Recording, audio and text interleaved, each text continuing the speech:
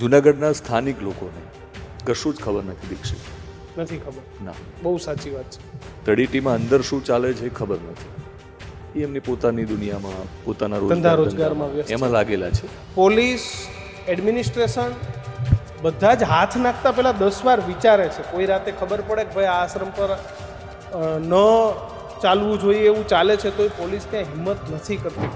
મોટી મોટી રકમ આ લોકો મ્યુચ્યુઅલ ફંડમાં મૂકે છે, તમને ખ્યાલ છે? યસ. એ લોકો વ્યાજવા આપે છે. તમે સાધુ છો, તમે રાજકારણી છો કે પછી તમે સારા એડવર્ટાઇઝર છો, તમે છો શું? દરેકને આપણે સાધુ નહીં કહીએ, દરેકને સંત નહીં કહીએ, દરેકને આપણે પૂજ્ય નહીં કહીએ, પણ આપણા જ ફિલ્ડના કેટલાક લોકોએ સારું લગાડવા એવું કીધું હશે કે જો આ છોકરો તમારા વિરુદ્ધમાં કંઈક સમાચાર કરે છે. મહેશગીરી કંઈ આવો, ગોપાલનજી બાપુને બંને કીધું કેમ આવું કરો છો, શા માટે આવા વિડીયો બનાવો છો, કોણ છો તમે? પત્રકાર છો. હાલો સરની લગ્ન લાગે એ પછી તમે એવું કીધું કે છોડી દેવું જોઈએ, લગ્ન કરી લેવું જોઈએ. હાલો લગ્ન ન કર્યા પણ તમે સાંસદ બન્યા એટલે તમે પેન્ટ શર્ટ પહેરી, ચશ્મા પહેરી, ચડા પહેરી ફરવા માંડ્યા. કશું બદલાણું નથી. ખાલી બદલાયું હોય તો જે નાના નાના આશ્રમો હતા એ ત્યારે ભવ્ય બન્યા છે. એટલો ફરક ત્યાં પડ્યો છે. એ વખતે પણ તમે જે કીધું ને, કારણ કે રવેડી ત્યારે નીકળતી અને મને ખ્યાલ છે કે મેં જ્યાં સુધી રિપોર્ટિંગ કર્યું ત્યાં સુધી રવેડી નીકળે અને એ જ દિવસથી માથાકૂટ શરૂ થાય.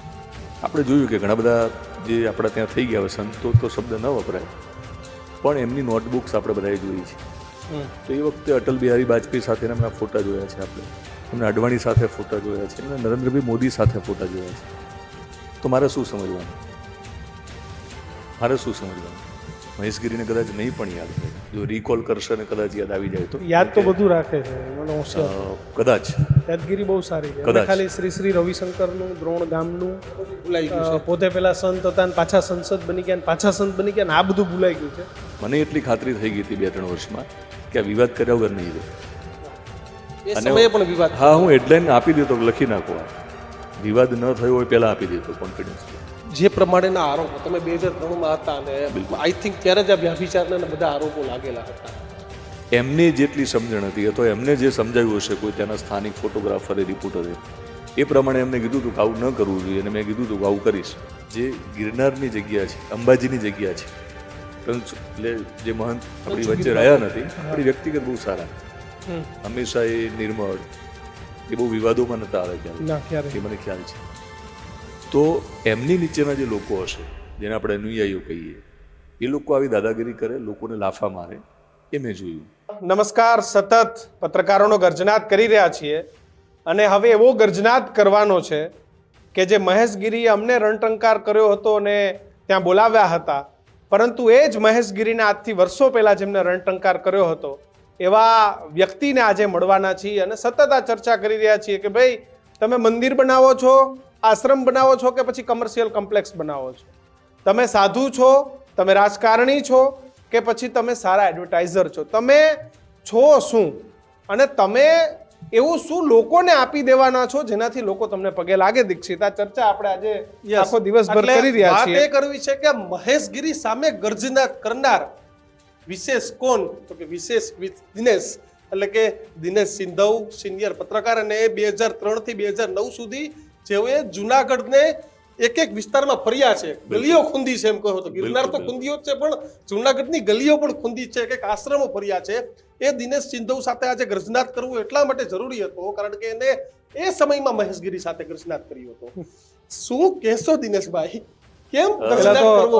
ન્યૂઝરૂમમાં સ્વાગત કે આપ ટૂંક સમયમાં અમારી વચ્ચે ઉપસ્થિત થયા. કિશન, તમે અને દીક્ષિત, તમે જે ગર્જનાદ કર્યો છે અને ટૂંક સમયમાં તમે જે પ્રકારના 2 કરોડથી વધારે તમારી પાસે વ્યૂઝ છે આજે, જી બરાબર ને, ટોટલ વ્યૂઝ, તમારો એક વિડીયો મિનિમમ 30,000 થી લઈને 50,000 ઓછામાં ઓછો ચાલે છે. અને ટૂંકા ગાળામાં 7 મહિના થયા હશે, 4 મહિના, એટલે 4 મહિનામાં આ પ્રકારનો ગર્જનાદ કરવો ને, એના માટે તમને અભિનંદન. અને તમે ગર્જનાદ ત્યારે કરી શકો જ્યારે તમે સ્વતંત્ર હોય. એટલે આપણે જેટલી પણ સંસ્થાઓમાં કામ કર્યું છે એને વફાદાર હતા. એ સંસ્થાઓ આપણી માં હોઈ શકે, પણ મેઇન સ્ટ્રીમ મીડિયામાં જે પ્રકારે જો તમારે ગર્જનાદ કરવો હોય શક્ય નથી, તો શક્ય નથી. ઘણા બધા કારણોથી પણ શક્ય નથી. એવું બને કે આપણા જે સાહેબ છે એમની પણ ઈચ્છા હોય કે કિશન અને દીક્ષિત ગર્જનાદ કરે, માલિકોની પણ ઈચ્છા હોય, પણ એક કેટલીક મર્યાદાઓ છે અને એ મર્યાદાઓ આપણને બંનેને ખબર છે, ત્રણેયને ખબર છે. તો હું પહેલો કદાચ એક મીડિયા પર્સન છું કે જેને યુટ્યુબની આ જર્ની મેં શરૂ કરી ત્યારે હિંમત મેં કરી હતી. અને મેં એક બીજી હિંમત એ પણ કરી હમણાં ટૂંક સમય પહેલાં કે મેં સિંધુ ભવન, જ્યાં તમારી અત્યારે ઓફિસ છે સિંધુ ભવન રોડ ઉપર, તો મેં ત્યાં પણ એક ઓફિસ ભાડે રાખી. અરે વાહ વાહ, કોઈ આપણી દયા ના ખાવા જોઈએ યસ કે હવે શું કરશે આ શું કરશે બહાર નીકળીને શું કરશે, જાણીતી સંસ્થાઓમાં નોકરી નથી કરતો માણસ, તો હવે શું કરશે. તો પત્રકારો છે ને દિનેશભાઈ, એને કોઈને આભાની કે કોઈના નામની જરૂર નથી હોતી, કારણ કે આપણે તટસ્થ, તમે કીધું સ્વતંત્ર, અને હિંમત તમે પહેલી વાર કરી તો પછી તો આગે તમારા જેવા બધા લોકોને જોઈને જ અમે આ હિંમત કરી છે.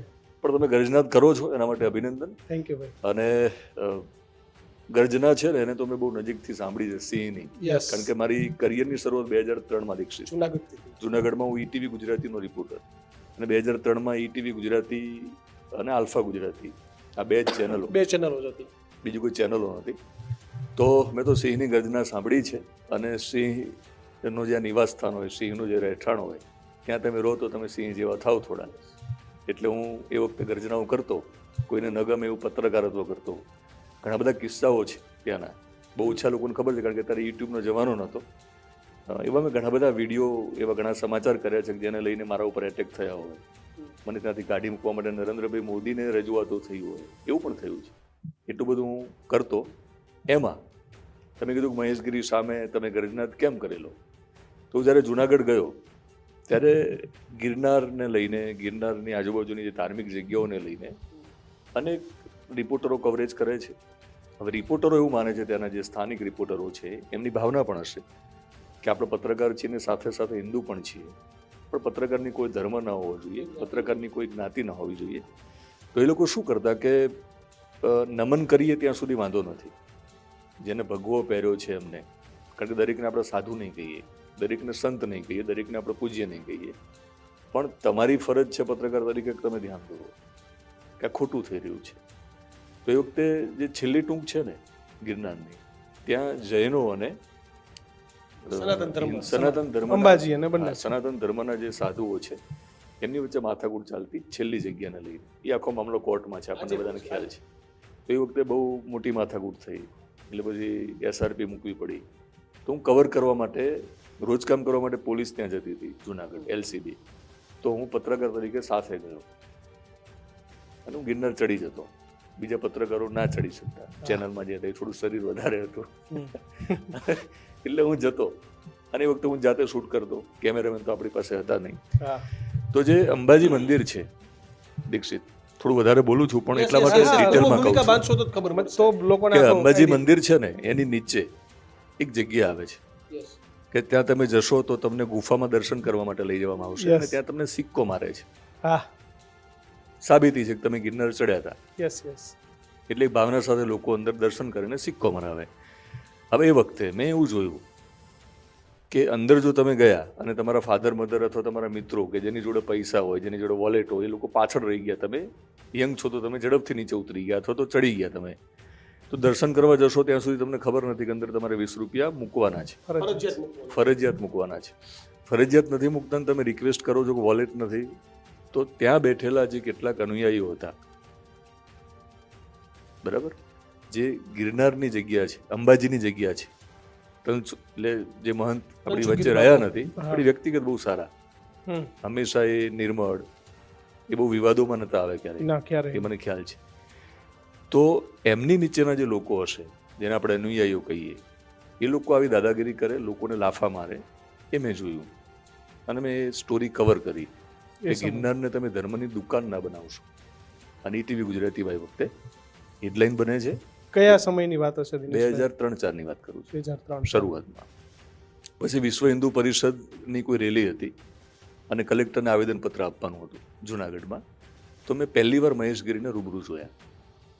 આજે મહેશગીરી તમે જુઓ છો એનાથી જુદા મહેશગીરી લાગતા. એ વખતે સ્લીમ હતા થોડા,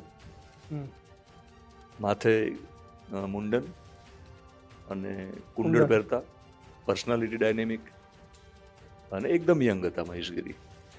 એટલે કલેક્ટર આવેદનપત્ર નીચે લેવા આવે એ આખી માથાકૂટ ચાલતી હતી. એટલે અમે ત્યાં કેમ્પસમાં જતા. એ વખતે મહેશગીરીએ મને બોલાવ્યો કંઈ આવો, અને ત્યારે ગોપાલનજી બાપુ જીવે. ગોપાલનજી બાપુ છે ને એગ્રેસિવ હતા થોડા, એટલે એ તળને ફળ કરે. અને હું નવો પત્રકાર ત્યાંનો, એટલે હું એવું પણ માનું છું કે મહેશગીરીને કદાચ ખબર ન પણ હોય, મહેશગીરી આખો વિડીયો ન પણ જોયો હોય, પણ આપણા જ ફિલ્ડના કેટલાક લોકોએ સારું લગાડવા એવું કીધું હશે કે જો આ છોકરો તમારા વિરુદ્ધમાં કંઈક સમાચાર કરે છે. મહેશગીરી કંઈ આવો, ગોપાલનજી બાપુને બંને કીધું કેમ આવું કરો છો, શા માટે આવા વિડીયો બનાવો છો, કોણ છો તમે? બધું પત્રકાર છું, આવું કરતો રહીશ, જ્યાં જ્યાં મને જરૂર લાગશે ત્યારે હું આ તમારું ધ્યાન દોરતો રહીશ, એ મારી ફરજ છે. એટલે મેં મને ધમકાવવાનો નહીં, અને મને ધમકી ગમતી નથી. મહેશગીરીને કદાચ નહીં પણ યાદ હોય, જો રિકોલ કરશે ને કદાચ યાદ આવી જાય તો. યાદ તો બધું રાખે છે, મને હોશિયાર, કદાચ યાદગીરી બહુ સારી છે. કદાચ. ખાલી શ્રી રવિશંકરનું દ્રોણ ગામનું ભૂલાઈ ગયું છે. પોતે પેલા સંત હતા ને પાછા સંસદ બની ગયા ને પાછા સંત બની ગયા ને આ બધું ભૂલાઈ ગયું છે. બાકી બધું બહુ ટોપ યાદ રાખો કરતા નજરમાં રાખો. નજરમાં પણ હું એટલા માટે કહું છું કે મહેશગીરીને, તમે પેલા કારણ કે હું હતા, એક જ વાર અમે મળ્યો છું, એ વખતે એક જ વાર મળ્યો છું ને ત્યારે 2003-4 ની વાત છે. તો કદાચ એ આ વિડીયો જોયો તો એમને એવું લાગતું હશે કે આ કોણ પત્રકાર, તો કદાચ એમને યાદ એ નહીં પણ હોય. પણ ત્યારે મેં મારી વાત મૂકેલી, પછી આખો જે સીન ચાલતો હતો, ગોપાલનજી બાપુ ઇન્વોલ્વ થયા, એમને નહોતું ગમતું, પણ એ તો વડીલ હતા એટલે એમને તો આપણે બીજું શું કહીએ. પણ સૂર્યકાંત આચાર્ય તારે જીવે, જનસંઘી આપણે જૂના, ને નારસી ભટિયાર, જે જનસંઘી જૂના ને ભાજપના દિગ્ગજ નેતાઓ, કોઈનાથી ના ડરે, એ લોકો આવ્યા ત્યાં. કે દિનેશ શું થયું? બધું મને તો કંઈ થયું નથી, આ એક આખો મામલો છે આમના લેવલે. એટલે એમને મારા વતી વકીલાત કરી બંને કે દિનેશને ઓળખવામાં તમે ભૂલ કરો છો. નારસી ભટિયાર તો કંઈ પણ દે મોઢા ઉપર કોઈ પણ ને, એટલે કીધું કે દિનેશને દબાવવાનો તો નથી તમારે કોઈ ભેગા થઈને. ચર્ચા કરીએ આપણે. એ સમયે પણ આ ટોન દાગ ધમકીની ભાષા જ હતી. હા હતી, પણ હું એટલા માટે કહું છું તમને કે એક્ઝેક્ટ એવી ધમકી નહીં કે હું તમને જોઈ લઈશ ને આવું, કે પણ આમાં કેવું છે કે તમે જ્યારે આ વાત મૂકો છો, ગિરનારની વાત પહેલી વાર મેં મૂકી હશે કે ભાઈ તમે આને, ત્યારે એમનો શું દુકાન રોલ ના હતો? બનાવો. મહેશગીરીનો એ સમયે શું રોલ શું હતો? એ છે કેના ને, મહંત હા, હતા? એ શું હતા? અંબાજી પછી એક જગ્યા આવે છે, તમને ખ્યાલ હોય તો, જે છેલ્લી ટૂંક ઉપર જઈએ ને આપણે, એની પહેલા એક વચ્ચે જગ્યા આવે નાના પીર બાપા કે મોટા પીર? છે, કમંડલ કુંડની જગ્યા હા, આવે છે. કમંડલ, યસ. એના મહંત હતા.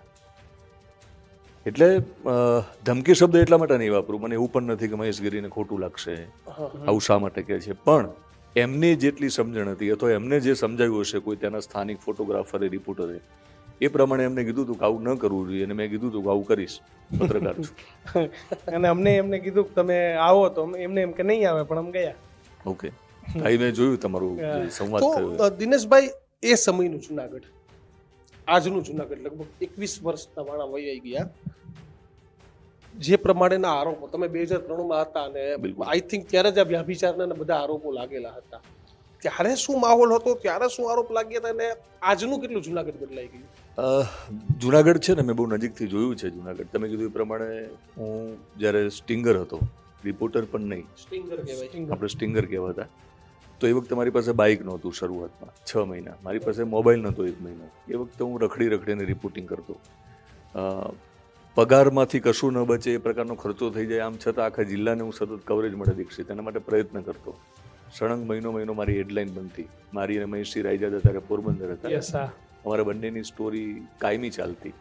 ને ત્યારે આરોપ મુકાતો કે સૌરાષ્ટ્ર જે વાત છે ને, પ્રાંતવાદી ટીવીમાં ચાલે છે.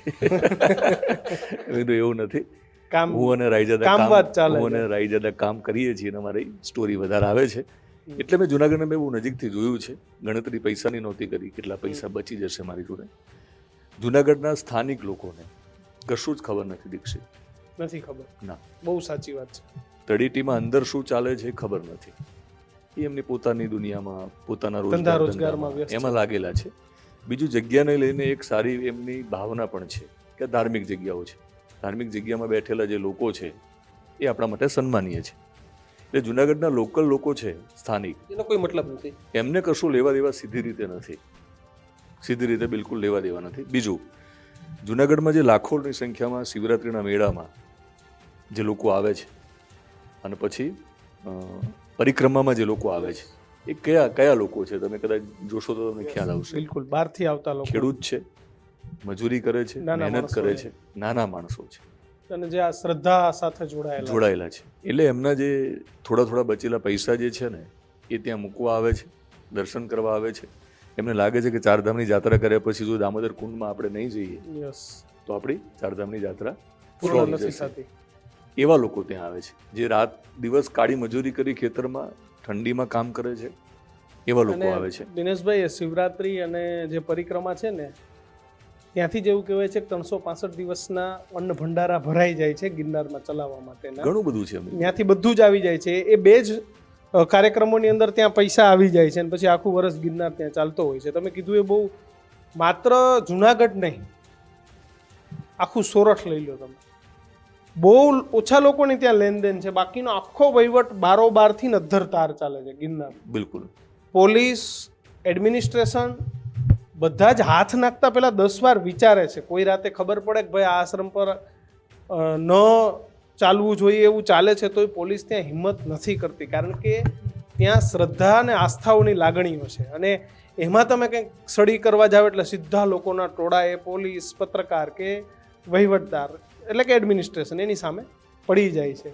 અને આવું જુનાગઢની આવું તમામ ધાર્મિક જગ્યાઓમાં થાય છે. તમે કોઈ ભૂવો હોય, કોઈ આસ્થાનું કેન્દ્ર હોય ને ત્યાં તમે કંઈક કરવા જાઓ એટલે સીધું જ તમારી સામે થાય છે. ટોળું આવે. દીક્ષિતનો જે સવાલ હતો એનો જવાબ ખાલી પૂરો કરી દઉં. યસ. કશું બદલાણું નથી.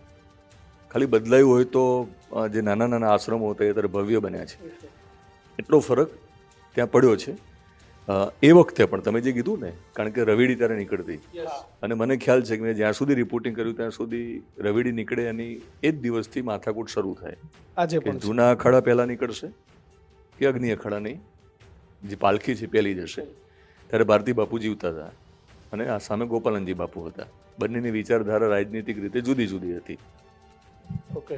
ગોપાલનજી બાપુને કોંગ્રેસી માનવામાં આવતા અને ભારતી બાપુ એની વખતે ગવર્મેન્ટ બીજેપીની હતી, ઓબ્વિયસલી એમને ભાજપના સાધુ માનવામાં આવતા હતા.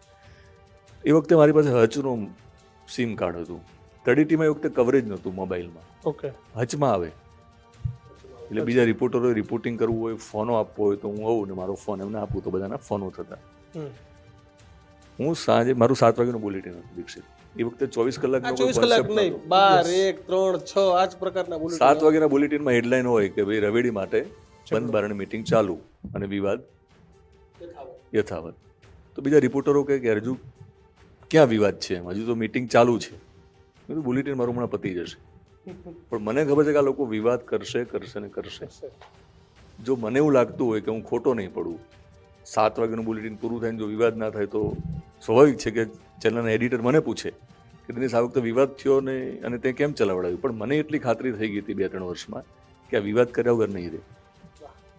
એ સમયે પણ વિવાદ. હા, હું હેડલાઇન આપી દેતો કે લખી નાખો, આ વિવાદ ન થયો હોય પહેલાં આપી દેતો કોન્ફિડન્સથી.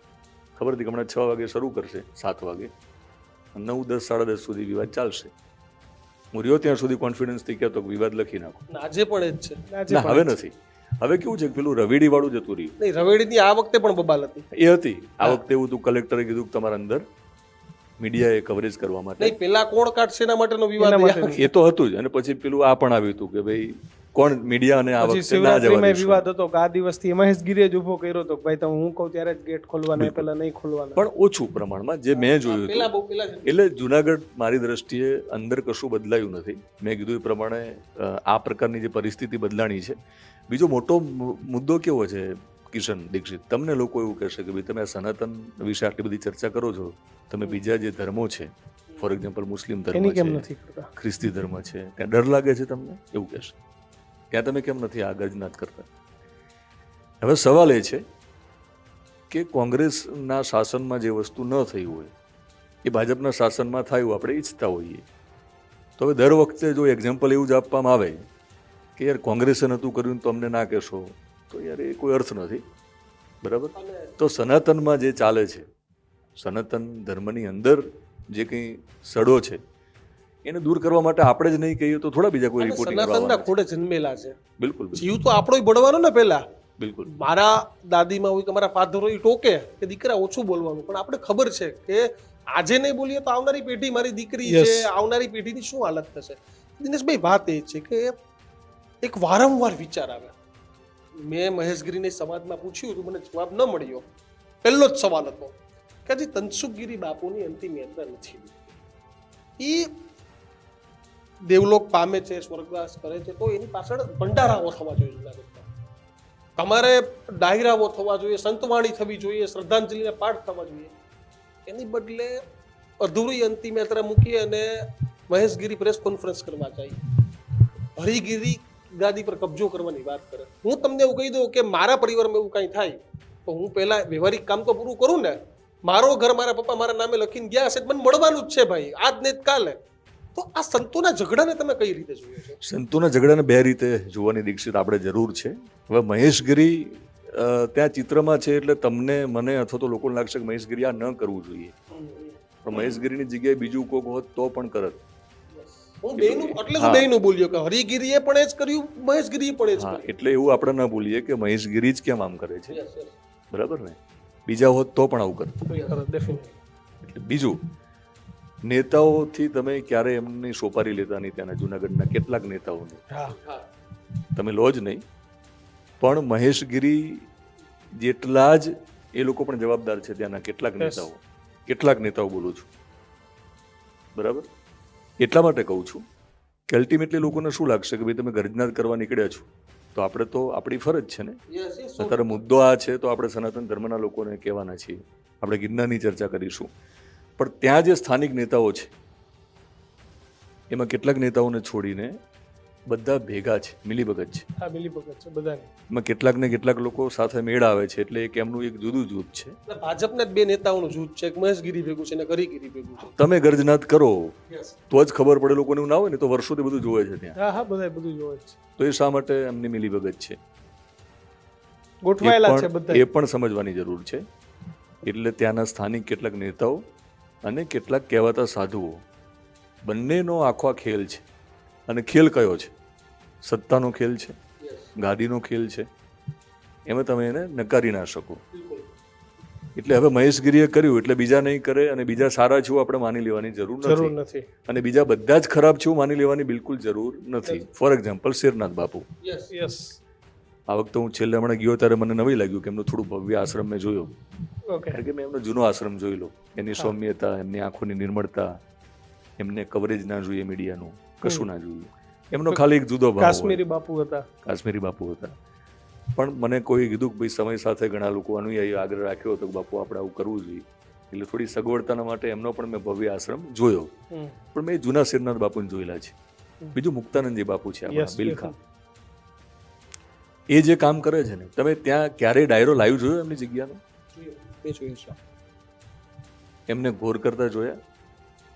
ઓછા. એમને સતત પબ્લિસિટી કરતા જોયા? ના. તો સાધુએ શું કરવાનું હોય?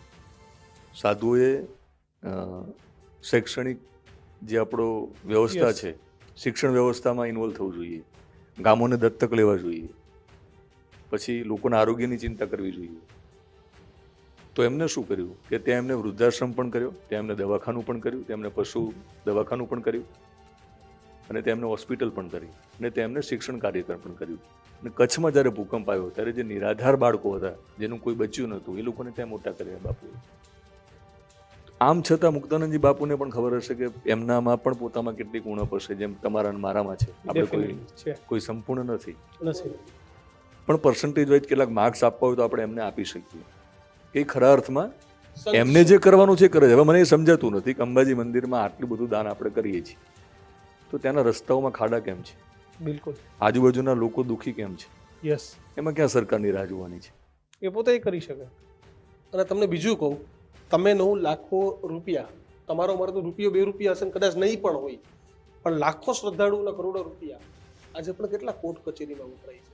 કોર્ટ કચેરીમાં વપરાય છે એ તો છે જ, પણ બીજું તમને તમને ખબર હશે કે ફોર એક્ઝામ્પલ કેટલાક સંપ્રદાયમાં આજે હોડ ચાલે છે કે ભાઈ આપણા વધારે મંદિર હોવા જોઈએ, આપણી ભવ્ય જગ્યા હોવી જોઈએ, આપણા ફોલોઅર્સ વધારે હોવા જોઈએ. એટલે એ શું કરે, દીક્ષિત કિશનને એવું કે કિશન એક કામ કર, હું તને આટલી રકમ આપું છું, તું ત્યાં તારું નવું કશુંક ચાલુ કર. પછી કિશનને એક ટાર્ગેટ આપવામાં આવે તો કિશન કે કોરોના આવી ગયો એટલે મારી પાસે આટલી રિકવરી નથી, એ કે મારે કંઈ નહીં જોવાનું, અમે તમને આપ્યા હતા અહીંથી, એટલે તમારે ત્યાંથી લાવવાના. એટલે તમે શું કરવાના કે ત્યાં પિકનિક પોઈન્ટ બનાવવાના, હમ. ત્યાં તમે રાઇડ્સ કરવાના બાળકો માટે, તમે ખાણીપીણી કરવાના. લોકો શું કરવાના, ધાર્મિક ભાવનાથી જતા નથી, સેલ્ફી પાડવા જાય છે. અને વીકેન્ડમાં ક્યાં જવું ને તો કે ત્યાં જવું, બસ આટલું જ. ભગવાનના દર્શન કરવા, ત્યાંની ધાર્મિક મહત્વતા એ લોકો સાથે કોઈ લેવા દેવા નથી. બીજું, મોટી મોટી રકમ આ લોકો મ્યુચ્યુઅલ ફંડમાં મૂકે છે, તમને ખ્યાલ છે? યસ. એ લોકો વ્યાજવા આપે છે. હા, ઘણી બધી સંસ્થા. બહુ સાંભળવા મળે કે આ સ્વામીના આ બાપુના પૈસા તો હમણાં વ્યાજે જ આ ભરે એક છે. વ્યાજે સરદારનું ફરે. મેં જોયું હતું, વ્યાજે પૈસા આપે, મંદિરને વ્યાજે આપે, વ્યાજે મંદિરને પૈસા વ્યાજ આપે છે. ચૂકવે. બીજું, મ્યુચ્યુઅલ ફંડમાં રોકે છે લોકો. હમ. પછી બહુ મોટા મેળાવડા કરે આ લોકો, મહોત્સવ કરે ત્યારે શું કરે છે દાન કે જે ધર્મ. જગ્યા હોય ને એ બિલ્ડર સાથે એવું ટાઈપ થાય છે હા. કે અહીંયા આપણે એક સ્કીમ મૂકીશું અને બાજુમાં મંદિર બનાવીશું, એટલે તમારી સ્કીમ બધા ભોળા અનુયાયીઓ જે છે એ તે લઈ લે. બુક કરી લેશે. તમારા સમયમાં એક સીડી કાંડ પણ થયું. વડતાલ. હા, સેક્સ સીડી કાંડ. Yes. ભક્તિ સ્વામી જેમનું નામ હતું. અને જુનાગઢનું જે વડતાલ મંદિર છે, વડતાલના તાબાનું જે મંદિર છે શહેરની અંદર, Yes. ત્યાં કાળવા ચોકથી આગળ જાય, બિલકુલ, જવાહર રોડ. બિલકુલ ત્યાં એક સીડી એક લીક થાય છે, જેમાં ભક્તિ સ્વામી જેમનું નામ હતું એક મહિલા સાથે સેક્સ કરતા ઝડપાય છે. અને આખો મામલો એ વખતે બહુ ચગેલો, અને ગુજરાતનું પહેલું મોટું સેક્સ સીડી કાંડ એવું બોલવું પડતું, એની પણ મને ના ગમતું, એમ કે આપણે આવું શા માટે બોલવું પડે. એટલે એ આખો જ્યારે મામલો બહાર આવ્યો તો મજા એ હતી કે ત્યાં જ એક એવા સાધુ હતા કે જેમને નહોતું ગમતું કે રાત પડે એટલે કાળા કાચવાળી ગાડીઓ આવે છે અહીંયા, અને સ્વામીઓ પેન્ટ શર્ટ પહેરીને ગાડીમાં બેસી જાય ને પછી 2-3 દિવસ માટે મુંબઈ કે ક્યાંક જઈને આપણા જેવું જીવન જીવે. એટલે આપણા જેવું પણ નહીં હોય કદાચ, એનાથી અપર ક્લાસ. અપર ક્લાસ જીવન જીવતા હશે. એ એમને વાંધો, એટલે એમને શું કર્યું કે ઇન્ફોર્મેશન આપવાની શરૂ કરી પત્રકારોને. એટલે પછી સતત આ આખો મામલો એ વખતે ચગ્યો, અને ભક્તિ સ્વામીનો આખો જે કાંડ થયો પછી શિક્ષાપત્રીની વાત આવી કે ભાઈ શિક્ષાપત્રીમાં જે લખ્યું છે એ પ્રમાણે તમે શા માટે જીવતા નથી. પછી બીજી વાત એવી આવી કે જ્યારે બહેનો દર્શન કરવા માટે, આરતી માટે આવે છે મંદિરમાં, તો બહાર લાઈન લગાવીને જે સાધુ ઊભા હોય છે એમને ન ઊભું રહેવું જોઈએ ત્યાં. યસ. બરાબર, ત્યાં શા માટે ઊભા હોય છે, મોબાઈલ શા માટે વાપરે છે, એ વખતે મોબાઈલનો બહુ મોટો મુદ્દો આવેલો. આ બધા મામલાઓ બહાર આવ્યા. હવે રાજકોટમાં જેટલા કાંડ થયેલા ભૂતકાળમાં, જે તે સમયના ત્યાંના જે કોઠારી હતા એમની સામે જે તે સમયે કોર્ટમાં ઘણી બધી અરજીઓ થયેલી કે અમારી દીકરી સાથે શારીરિક શોષણો થયા છે, અમને ન્યાય આપો. હરિભક્તોનું એક આખું જે હરિભક્તો જ હતા એમને કીધું કે અમને ન્યાય આપો, પણ ન્યાય મળેલો નહીં. એટલે એમને પછી હવે મોકો જોયો કે એક મોકો છે ફરીવાર, જો ન્યાય મળી જાય તો. આ વિવાદ ફરીવાર એકવાર પાછો સામે આવ્યો છે. તું જતો તો મને ખ્યાલ છે કવરેજ કરવા જ્યારે જઈએ એટલે હું બપોરે જ જતો, એમને આરામ કરવો હોય એટલે પેલા હું જઉં એટલે પેલી લાડુડી મને આપે. બધું લાડુડી ખાતો નથી, પ્રસાદ મારા માટે જુદો છે, એટલે હું તો લાડુડી લઉં નહીં. એટલે લાડુડી ન લઉં એટલે કોઈ પ્રલોભનમાં ના આવું. શરૂઆત ત્યાંથી કરી લે. એટલે મારું મોં જો બંધ કરી દેવા માટે મને લાડુ આપવાના હોય તો મારે નથી ખાવા. મેં કીધું 2 વાગે જ આવીશ બપોરે. તો મને કે અમે બધા આરામમાં આવીએ છીએ. મેં કીધું બહાર નીકળવાનું, આરામમાં હોય તમારે બહાર નીકળવાનું હોય, તમને પૂછીને મારે રિપોર્ટિંગ કરવા નહીં આવવાનું. તમારા પ્રત્યે માન છે, મારો વ્યક્તિગત તમે કોઈ ટાર્ગેટ નથી, પણ તમારે મને જવાબ તો દેવાનો, કારણ કે હું પબ્લિક ઇન્ટરેસ્ટમાં તમને પૂછવા માટે આવીશ. તો આખું જે દીક્ષિતા સીડી કાંડ જે બહુ સતત ચગે છે, પ્રમુખ સ્વામીએ ત્યાં આવવું પડ્યું, મને ખ્યાલ છે. એ સમયે ત્યારે અલગ નતા પડે, અલગ જ હતા, તોય આવ્યા. પણ પ્રમુખ સ્વામી જુનાગઢમાં એ વખતે પેલું મંદિર બનતું હતું BFPSનું, એટલે એમને વ્યક્તિગત એવું લાગતું હતું કે કંઈક આનો નિવેડો આવવો જોઈએ, કારણ કે અલ્ટિમેટલી સમાધાન થતું નહોતું આખી. એ વખતે મેં પહેલી વાર પ્રમુખ સ્વામીનો ઇન્ટરવ્યૂ કર્યો, મને યાદ છે. એટલે આ બધું જ મેં નજીકથી જોયું છે. એ સીડી કાંડ લોકો બોલી ગયા છે. એક વચ્ચે રોક, તમારા પર વ્યભિચારના આરોપ લાગે, છાપામાં છપાય, સીડી આવે, આવી ઘટનાઓનું સમાધાન થવું જોઈએ? બિલકુલ ના થવું જોઈએ, બિલકુલ ના થવું જોઈએ. સજા શું હોવી જોઈએ? કારણ કે આજ સુધી આપણે સજા જ નથી સાંભળી. સજા કહું, તમે સાંભળી દિનેશભાઈ ક્યારે સજા? સજા ભાઈ આ પૂછડા સાધુ ઢીકડા સાધુ કાઢી આરોપ મૂક્યા. લાગ્યા, કાઢી સ્વામીનું શું થયું છે મને ખબર નથી, પણ મારા તો 5-7 વર્ષના કેરિયરમાં જેટલી સીડી આવી ને, કોઈ સંત ભગવા ઉતારી ને પેન્ટ શર્ટમાં પાછો આવી ગયું હોય ને, એ મેં નથી જોયું. હવે સજા શું થવી જોઈએ એ મેં પહેલી વાર મીડિયા જગતમાં મેં પહેલી વાર એ વખતે કીધેલું. મેં એક એવી સ્ટોરી છેલ્લે કરી હતી એમાંના કેટલાક સ્વામી છે ને દીક્ષિત, એમને એવું લાગતું હતું કે એકવાર દીક્ષા તો લઈ લીધી, 15 વર્ષની ઉંમરે તમને ખબર ના પડે, તમે 18-20 વર્ષના થવું ત્યારે તમને ખબર પડે કે સ્ત્રી, હવે તમને એમ કે પેલા ખૂણામાં નહીં જવાનું તો તમારું મન ત્યાં જવાનું થાય. તો એ બધાને લાગવા માંડ્યું હતું કે સ્ત્રીથી જેટલા દૂર રાખવામાં આવે છે એટલું વધારે સ્ત્રીને સમજવાનું, સ્ત્રીને આકર્ષણ ઊભું થાય છે. એટલે એમને એનો રસ્તો શોધ્યો. એમને લાગ્યું કે આપણે થોડું એજ્યુકેશનમાં કશું કરીએ. એટલે કેટલાક સ્વામીઓએ શું કર્યું, થોડીક નાની નાની જગ્યા ઉપર એમને એજ્યુકેશનનું કામ શરૂ કર્યું. વડતાલ મંદિરમાંથી નીકળેલા એક સ્વામીએ પછી એ શું કરતા, એમને ગમતું એટલે એ પોતે જ પેલું છોટા હાથી હાંકતા, ઘાસચારો લાવવો હોય તો કે આપણે આ ના કરવું જોઈએ ને, છોટા હાથી ના હાંકવા જોઈએ ને, સ્કૂલ ના કરવી જોઈએ. એટલે પેલા કે યાર મને કરવા દો ને, મારે તમે જે નથી કરતા એ મારે નથી કરવું, તમે જે કરવું એ મને કમસે કમ આ તો કરવા દો, એજ્યુકેશનમાં તો કશું કરું. એ અલગ વાત છે કે પછી એજ્યુકેશનનો પાછો એમને વેપાર બનાવ્યો છે આગળ બધાને ભેગા મળીને. એ વખતે મેં સ્ટોરી કરી દીક્ષિત કે તમે અવતારો લઈ લો, શ્રીરામ, કૃષ્ણ, પછી તમે કોઈ પણ મહાપુરુષો લઈ લો, કોઈ પણ ઋષિ મુનિ લઈ લો, વિશ્વામિત્ર, વશિષ્ઠ, બધાએ લગ્ન કર્યા. ખોટું તો હતું જ નહીં ને, અને બધા પુરુષાર્થે કર્યો છે. જો રામે લગ્ન કરવા પડતા હોય, જો કૃષ્ણએ લગ્ન કરવા પડતા હોય, તો એનો મતલબ એ થયો કે જે એમને પ્રયોગો નતા કરે અખતરા આપણે ન કરાય. આપણે અખતરા કરીએ છીએ, આપણે 15 વર્ષે દીક્ષા આપીએ છીએ. 15 વર્ષે તો તમે કંઈ પણ કરવા તૈયાર હોય, 18 વર્ષ પછી તમને ખબર પડે, અને જે ન મળતું એનો વધારે મોહ જાગે. હવે મને એવું લાગે છે કેટલાક સ્વામીઓ આવીને બોલતા નહીં હોય, એમનાથી દુઃખી કોઈ નહીં હોય જીવનમાં. આ બહુ હકીકત કરી. અમારી પાસે લગભગ એક 101 વર્ષની ઉંમરના સ્વામી હતા, એની આંખમાંથી આંસુ આવ્યા. બિલકુલ વડીલ સંત હતા. વડીલ સંત હતા, કયા સંપ્રદાયના છે આમાં આપણે નથી પડવું, Yes, yes. પણ આંસુ આવ્યા. પણ વારંવાર સવાલ એ થાય કે આવા લોકોના ભગવા કેમ નથી ઉતારતા. એ જ કહું છું કે મેં પછી વખતે એક એવી સ્ટોરી કરી, અને ત્યાં દામોદર કુંડમાં જે પૂજારી હતા ને એ વિદ્વાન હતા સંસ્કૃતમાં એ પાસ આઉટ થયા હતા સારી ડિગ્રી સાથે. એટલે મેં એમને બાઇટ લીધી અને પેલા સ્વામીનું મેં મોઢું બાંધ્યું. એ થોડા નવી વિચારવાળો સ્વામી હતા. મને કીધું દિનેશભાઈ મને હેરાન કરશે. મેં કીધું મોં છુપાવી દો તમે. બિચારે મોં છુપાવવું પડ્યું સારું બોલવા માટે. એમને કીધું કે દિનેશભાઈ આનો એક જ રસ્તો છે, અમને બધાને પરણાવી દો. એવું મેં 2004માં કીધું, સંસાર માંડી દો. મેં 2004માં કીધું તો આ બધા સ્વામીઓને પરણાવી દો. એનાથી દીક્ષિત કામ શું થશે જો અમલવારી કરે તો? આપણું કદાચ માને તો, આ તો નહીં માને. કામ એવું સારું થશે કે તમારી પત્ની સાથે તમે કોઈના ઘરમાં જશો ને તો તમને ઇઝીલી એન્ટ્રી મળશે, કારણ કે તમારી સાથે તમારી પત્ની છે. અને પછી તમે તમારો વિચાર મૂકો. પછી તમે ગામ, આ લોકોના તાબાના ગામો તો હોય જ છે, તો તમે ગામ દત્તક લઈ લો ને દંપતી સાથે, કે જે સાધુ હોય, સ્વામી હોય, થોડા જુદા કપડાં પહેરે, આપણાથી કંઈ વાંધો નથી. આપણા પેન્ટ શર્ટમાં જો એમને ન કરવું હોય તો થોડાક જુદા પહેરે, એમને ગમે એ પ્રકારના કપડાં પહેરે, પણ એમની જોડે એમની પત્ની હોય જ્યારે પણ જાય ત્યારે. સાથે મળીને ગામને દત્તક લો, ત્યાં તમે શિક્ષણનું કામ કરો, ત્યાં ગરીબી દૂર કરો, ત્યાં નિરાધાર કેટલાક માવતર હશે જેમનું આગળ પાછળ કોઈ નથી, એને રાશન આપો તમે, અને તમે ખેડૂતની ચિંતા કરો. તો એ વખતે મેં કીધું કે આ બધાને પેન્ટ શર્ટ પહેરાવી દો, આમના લગ્ન કરાવો. પણ આ વાત કોઈને ગળે ના ઉતરે દીક્ષિત. આનો એકમાત્ર ઉપાય છે, કોઈ માને કે ના માને, એકમાત્ર ઉપાય છે. આ લોકોને જો તમે જ્યાં સુધી પરણાવી નહીં દો ને ત્યાં સુધી કોઈ જ ઉપાય નથી.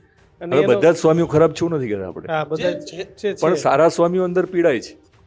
એમને એવું લાગે છે કે શું કરવા આવ્યા હતા ને શું કરીએ છીએ અમે. હું તમને 2-3 સેશનમાં તમારી સાથે વાત કરું કે તમે જાઓ લાલ બાપુ ગધેથડ જાઓ, આજે સાધના કરે જ છે ને, પણ એક પીડાતા. તમે શેરનાથ બાપુની વાત કરી, ડોંગરેજી મહારાજની વાત કરી, આવા અનેક સાધુ સંતો છે.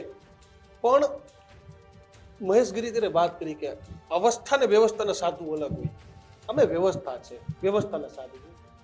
તો સાધુ બનો છો તો વ્યવસ્થાની દિનેશભાઈ શું જરૂર પડે? સાધુ તો ચલતા ભલા. કહેવાય છે કે જાત ના પૂછો સાધુ કે ગિરનારમાં તો જેટલા કંકણ એટલા શંકર છે. બિલકુલ. તો તમારે વ્યવસ્થાની જરૂર કરવાની. ત્યાં ખાલી મહેશગીરી માટે નથી, તમામ માટે. તમારે ઇનોવામાં ફરવું હોય, મોબાઈલ, રોનક પટેલ આવીને જેને કહ્યું કે ભાઈ દર બીજે દિવસે તમે જાઓ ને, દરરોજ જાઓ, તમે એક સ્વામી હાથમાં ફાઇલ લઈને ગાંધીનગરના સચિવાલયમાં મળે. શું જરૂર છે તમારે? એટલે રાજ્યશ્રીત જે છે ને, તમે જૂના, આપણા જૂના કાળમાં જઈએ, આપણે તો બંને, આપણે ત્રણે ધાર્મિક છીએ નહીં, આપણે દાવો નહીં કરીએ, પણ મહાભારતને લો તમે તો દ્રોણાચાર્ય, કેટલું મોટું નામ, સામે વશિષ્ઠ, કેટલું મોટું નામ. એ બંનેમાં ફરક શું હતો? વિશ્વામિત્ર, આ બધામાં ફરક શું હતો? દ્રોણાચાર્ય રાજ્યાશ્રિત બન્યા હતા, એ દુર્યોધનને ફેંકીલા જે રૂપિયાઓ છે ને સંપત્તિ ઉપર આધારિત હતા. યસ. અને તમે જ્યારે રાજ્યાશ્રિત બનો છો ત્યારે તમે એ બોલી નથી શકતા. ત્યારે તમે ચૂપ. એની સામે કશું જ નહોતું. આમ મીરુભાઈ બીજા ઋષિને લો જેમને આ સ્વીકાર્યું નહોતું, મારા રાજ્યાશ્રિત નથી, મારો નાનો આશ્રમ હશે તો પણ મને ચાલશે, યસ. વ્યવસ્થા બધી ઉપરવાળો ગોઠવી નાખશે, એની જવાબદારી છે. તમે જ્યારે રાજ્યાશ્રિત થાવ છો, આપણે જોયું કે ઘણા બધા જે આપણા ત્યાં થઈ ગયા, હવે સંતો તો શબ્દ ન વપરાય, પણ એમની નોટબુક્સ આપણે બધાએ જોઈ છે. તો એ વખતે અટલ બિહારી વાજપેયી સાથે એમના ફોટા જોયા છે આપણે, એમના અડવાણી સાથે ફોટા જોયા છે, એમના નરેન્દ્રભાઈ મોદી સાથે ફોટા જોયા છે. તો મારે શું સમજવાનું? મને એટલી ખબર પડી ગઈ કે આમના કરતા નરેન્દ્રભાઈ મોટા છે, આમના કરતા અટલ બિહારી મોટા છે, આમના કરતા અડવાણી મોટા છે. બહુ સાચી વાત. પૂરું થઈ ગયું. પૂરું થઈ ગયું. એનો મતલબ એ થયો કે તમે રાજ્યાશ્રિત થવો છો એટલે તમારી કંઈક મજબૂરી છે, અને મજબૂરી આપણને બધાને ખબર છે. ઇલેક્શનમાં આ લોકોની જે વોટ બેંક છે, જે એમના ફોલોવર્સ છે, એ નેતાઓ માટે એમના માટે મહત્વ હોય છે. અને સાધુ સંતો, હવે મને એ વસ્તુ સમજાતી નથી કે વીઆઈપી કલ્ચર જે છે મંદિરોમાં, દીક્ષિત, એમાં આપણે પણ આવી ગયા. આપણે લાઈન તોડીને દર્શન કરવા જઈએ ફોન કરીને, કારણ કે પત્રકાર છે એટલે આપણને શું કરે છે લોકો, સાહેબ તમારે લાઈનમાં ના ઊભું રહેવાય, પણ લાઈનમાં ઊભું રહેવાનું આપણે હવે શરૂ કરીએ ત્રણે. અમે તો ઊભા જ રહીએ છીએ, લાગે તો દૂરથી દર્શન કરી લઈએ તે જાના. હા. વીઆઈપી કલ્ચર શા માટે? કે તમારે અમુક લોકોને તમારે જુદી રીતે એન્ટ્રી આપવાની. ચાર જમણવાર થાય. વીવીઆઈપી, વીઆઈપી, યજમાન, તમે જોયું હશે. અને જે રિયલમાં યજમાન છે ને દીક્ષિત, રિયલમાં એ પેલો બહાર ઉભેલો માણસ, બહાર બેઠેલો, પાથરણા ઉપર બેઠેલો, સેવા કરે છે, પાર્કિંગ જુએ છે, એ સાચો યજમાન, એ યજમાન છે. તમે આ લોકોને શું કામ? કારણ કે એની જોડે પૈસા છે. અને પેલા લોકોને પૈસાદારને દીક્ષિત શું લાગે છે, એકવાર પૈસા આવી જાય ને પછી જેમ ઉંમર થાય ને એમને ડર લાગે, પાપો યાદ આવે. એટલે એમ થાય કે હારું આમ કરીને કંઈક જો પાપ ધોવાઈ જાય તો, અથવા પ્રતિષ્ઠામાં જો વધારો થાય તો. એટલે આ બંનેને એકબીજાની જરૂર છે. અને બંને પવિત્ર છે. ગંગાની ગંદકી થોડી તમે પવિત્ર કહી શકો. બંને સાથે મળીને જે અદ્ભુત રીતે ભક્તિ કરે છે આ લોકોને, અને બંનેની ભક્તિ જે રીતે ચાલે છે. દીક્ષિત અને કિશન રોડ ઉપર નીકળે અને તમારી જોડે કોઈ સેલ્ફી લે, કિશન દીક્ષિત, પછી તમને ઇન્સ્ટાગ્રામમાં લોકો ફોલો કરતા હશે ને, ઘણા બધા લોકો અજાણ્યા લોકો કરતા હશે. એ શું કામ કરે છે? તમને પ્રેમ કરે છે ને. Yes, definitely. આપણે કોને ફોલો કરીએ છીએ? જેને આપણે પ્રેમ કરીએ છીએ. એમાં આપણે કબૂલીએ ત્રણે સાથે મળીને કે જે થોડોક મોટો છે લોકોની દ્રષ્ટિએ, જે નેતા છે, જે જાણીતો છે, આપણે એને ફોલો કરીએ છીએ. યસ. આપણે નાના માણસને ફોલો નહીં કરતા. હું છે ને દીક્ષિત, યાદ રાખીને હું ફોલો બેક આપું છું. બધાને નથી આપી શકતો જેટલું હવે, કારણ કે હવે સંખ્યા વધતી જાય છે. તો ઘણી વાર મેસેજ આવે, સર તમે દિનેશભાઈ છો ને? કીધું કેમ? મને કે તમે મને ફોલો કેમ કર્યા? હવે તમે જુઓ કે ખજૂરભાઈ ફોર એક્ઝામ્પલ, કે કોઈ પણ સેલિબ્રિટી લઈ લો, એ લોકોના 0 ફોલોવિંગ હોય છે, અને હોય તો 1 અને 2 હોય. પીએમઓ સીએમઓ એવા મોટા. અરે ભાઈ, આમના લોકોના કારણે તો તમે છો. આ લોકો તમારા વિડીયો જોવે, આ લોકો તમારી ટિકિટ ખર્ચીને તમારા ડાયરા જોવા આવે, એ તો જ તમે છો. ફોલો બેક ના કરી શકો ટેકનિકલી જુદી વાત છે, સંખ્યા વધી જાય એટલે, પણ યાદ આવે ત્યારે ફોલો બેક કરો ને. હું બેઠો બેઠો ફોલો બેક કરું છું. અને નેતાઓ એવા જ છે. એનો મતલબ દીક્ષિત આ સમજવા જેવું છે. હું જે એટલા માટે સમજાવું છું કે દરેકે મુવમેન્ટ કરવી જોઈએ. તમને જે ફોલો નથી કરતા ની સેલિબ્રિટીને અનફોલો કરવાનું ચાલુ કરો. બરોબર છે. એ 0 ફોલોવિંગ રાખીને બેઠો છે, એ શું બતાડવા માંગે છે? આઈ એમ સમથિંગ, મોટો માણસ છું, આઈ એમ સમથિંગ. અરે તું 0 છે ભાઈ. આ લોકો ના હોય તો પણ બિચારા લોકો છે ને પ્રેમ કરે છે, ભોળા છે. એમને કિશન કોણ છે, એમને દીક્ષિત કોણ છે, દિનેશ સિંધવ કોણ છે, એમને ખબર નથી. આપણે કહીએ માની જાય છે, પણ આપણી બહુ મોટી જવાબદારી છે પત્રકાર તરીકે કે આપણે જે કહેશું ને સાચું માની લેશે. બિલકુલ. ચર્ચા તો જેટલી કરીએ એટલી મોટી છે દિનેશભાઈ, પણ ચર્ચાના અંત પર આવીએ. મીડિયાએ શું કરવું અને લોકોએ શું કરવું આવી ઘટનાઓમાં, કારણ કે વાક આપણો પણ છે. બિલકુલ. કે તમે મંદિરોમાં તમારા દીકરા દીકરીને મોકલી દો, એટલે હવે તો 2 જાતના કેસ આવે. દીકરી પર દુષ્કર્મ આવે, બિલકુલ, અને દીકરા પર સૃષ્ટિ કૃત્ય આવે. પહેલા તો મીડિયાની શું ફરજ અને લોકોએ શું કરવું? મીડિયાની માત્ર એટલી જ ફરજ છે કે એની જે સાચી ફરજ છે ને એને નિભાવવાની છે. બિલકુલ ડરવાનું નથી. હવે આપણે જ છેલ્લે માણસ છીએ મીડિયામાંથી, એટલે આમ કે આપણે કંઈ ઉપરથી જુદી રીતે આવ્યા નથી અહીંયા. એટલે આપણે કિશન શું ધ્યાન રાખવાનું છે કે કાલ ન્યૂઝ રૂમ ને થોડીક તકલીફ પડે, આર્થિક સંકળામણની વચ્ચે ચલાવવી પડે, ખ્યાલ વિશેષ દિનેશને થોડી તકલીફ પડે, બરાબર, એની વચ્ચે એટલું યાદ રાખવાનું કે ઉપરવાળો બધું જોઈ લેશે. એથિક્સ નથી છોડવાના. હા, એટલું જો કરીશું ને આપણે અને તો બીજાએ શું કરવું ને આપણે કહેવું નહીં પડે. લોકોને બધી ખબર પડે છે કોણ શું કરે છે. પણ માનો કે હું મારાથી શરૂ કરું, તમે તમારાથી શરૂ કરો, અને મને એવો અનુભવ છે દીક્ષિત, તમે આ કરો છો એનો મતલબ તમે એમને નથી કરતા. તમારા પૂર્વજોનો કોઈ પુણ્ય હશે, તમે કેટલું કમાયું, તમે ગયા જન્મમાં કમાયું છે, કદાચ રહી ગયું હોય તો આ વખતે, તો જ તમે સ્વતંત્ર રીતે અત્યારે ગર્જનાત કરતા હશો ને. યસ, હવે જવાબદારી વધી જાય છે. બહુ નાનો જે ડર છે ને એની તો લાગે, તમે લઈને બેઠા હોય એટલે પગાર કરવાનો હોય, બધું હોય, લાગ્યા કરે. તો શું કરવાનું છે? જે માલિકોને લાગે છે એટલે સરેન્ડર થાય છે ને. યસ. આજે મેં રજત શર્માનો ઇન્ટરવ્યૂ કરેલો, ઇન્ડિયા ટીવીના આપણા ઓનર. જરા સાપ વાળું ને બધું એમને ચાલુ કર્યું હતું, ખ્યાલ છે, ભૂત વાળું ને બધું. મને કે દિનેશ ચાલુ ના કરું, 400 લોકોની નોકરી ઉપર ખતરો હતો, સ્ટાફ ઉપર, TRP તો જ આવતી હતી. એટલે મેં ટેમ્પરરી થોડું આ નાગઈન ને એ બધું કર્યું અને પછી શિફ્ટ થઈ ગયો. થોડુંક સ્ટેબલ થયું એટલે મારું બેઝિક જે જર્નાલિસ્ટ, હવે આમ જુઓ તો ખરેખર કોઈ જર્નાલિઝમ કરતું નથી, કોઈ ચેનલ કરતી નથી, કહીએ ને સાચું? યસ યસ, 1000% કહેવાનું, 1000%. કોઈ મેઇન સ્ટ્રીમ મીડિયાની એક પણ ચેનલ જર્નાલિઝમ કરતી નથી. યસ યસ, વ્યવસાય કરે છે, બરાબર. આપણા જ તમારી મિત્રો, ભાષા બદલાઈ જાય. હા, ભલે કોઈને એવું લાગે કે આમ ફેલાવીએ, હા, પણ હમણાં 10 મિનિટ પહેલા હું દિનેશભાઈને આવા છે આવા છે આવા છે આવા છે એવું કહેતો હોય, અને 10 મિનિટ પછી દિનેશભાઈ ગંગાથી સાફ કરીને પછી કોક નાના બહુ જોરદાર માણસ, પબ્લિક તો સબ જાણતી હે ને દિનેશભાઈ. જો મારે એવોર્ડ જોતા નથી, પણ ઘણીવાર આપણે એવોર્ડ ફંક્શન જોઈએ છીએ કે ભાઈ સોશિયલ એક્ટિવિટી કોઈ સારું કરતું હોય તો દિનેશ સિંધવે તો ગાયકોની ગોત નામનો શો ચાલુ કર્યો છે કે જેના કારણે મણિરાજ જેવા, બારોટ જેવા, યસ, કિંજલ દવે જેવો અવાજ મળે છે, એમની કરિયર બને છે, કોકના ત્યાં ગાડી આવી ગઈ, એક પણ રૂપિયો લીધા વગર હું કરું છું. તો હું મીડિયામાં છું એટલે તમારી ઈર્ષા વૃત્તિનો ભોગ બનતો છું ખબર નથી, કોઈને યાદ નથી આવતું મેઇન સ્ટ્રીમ મીડિયાને.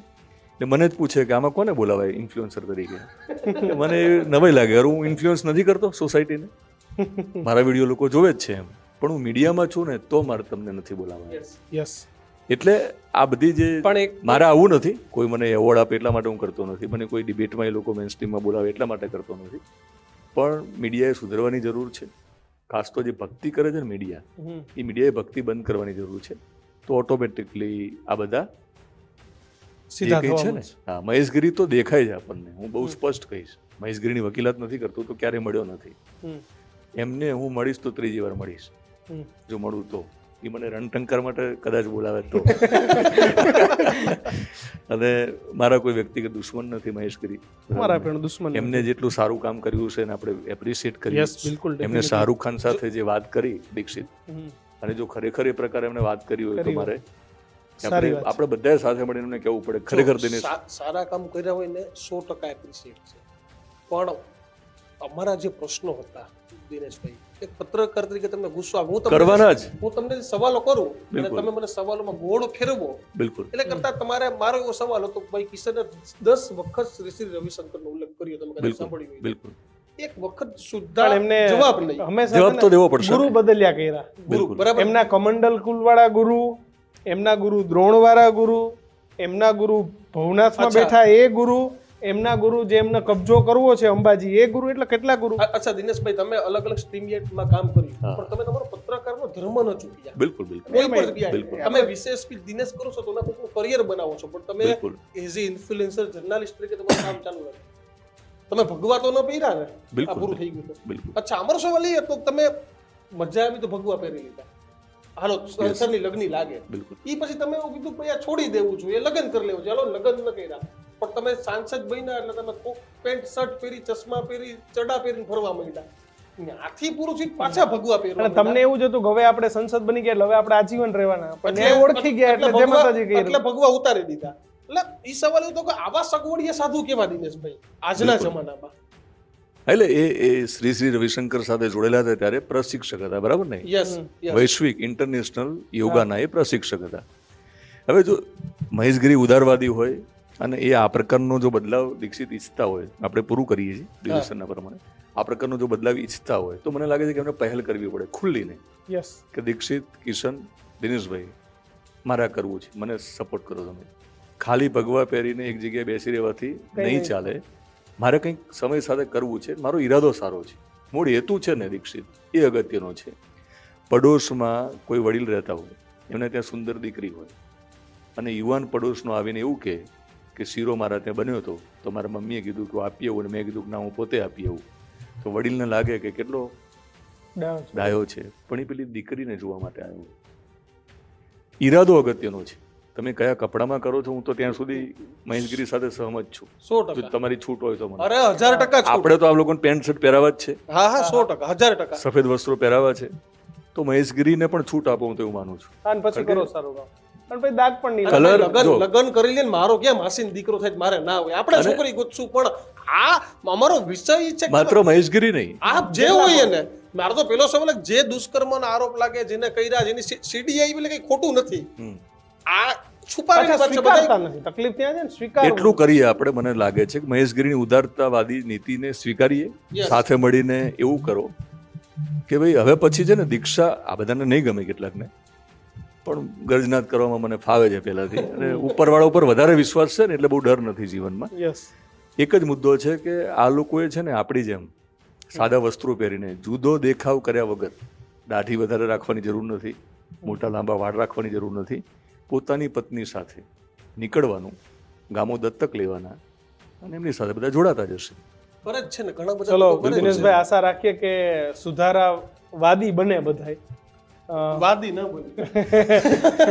ના, પણ વાદી તો ઘણા સારા હોય. એટલે કારણ કે બધું ફૂલવાદી એટલે અને આ બધા ખાલી પેલા વાદીને એવું વાદી લાગશે કે જેવા તમે તકવાદીની વાત કરું છું. તકવાદી. તકવાદી. બિલકુલ તકવાદીની વાત કરું છું. બિલકુલ. પણ આપ તકવાદી. જોડાયા અને સમય આપ્યો, ન્યૂઝરૂમમાં આવ્યા, ગજનાત કર્યો, બદલ આપનો ખૂબ ખૂબ આભાર સિંધુ સાહેબ. Thank you. અને થેન્ક યુ કે તમે બંને મને એના યોગ્ય ગણ્યો છે, અને ફ્યુચર માટે best of luck. Thank you. તો દિવસભર આ પ્રકારનો ગર્જનાટ શરૂ રહેશે. અમારા ઘણા બધા ઇન્ટરવ્યૂ છે, તમે પ્લેલિસ્ટમાં જોઈ શકો છો, અને અમારી વાત સાથે આપ કેટલા સહમત છો તે કોમેન્ટ બોક્સમાં લખજો, અને વધુ આવા જ ગર્જનાટ જોવા માટે જોતા રહો ન્યૂઝરૂમ. નમસ્કાર.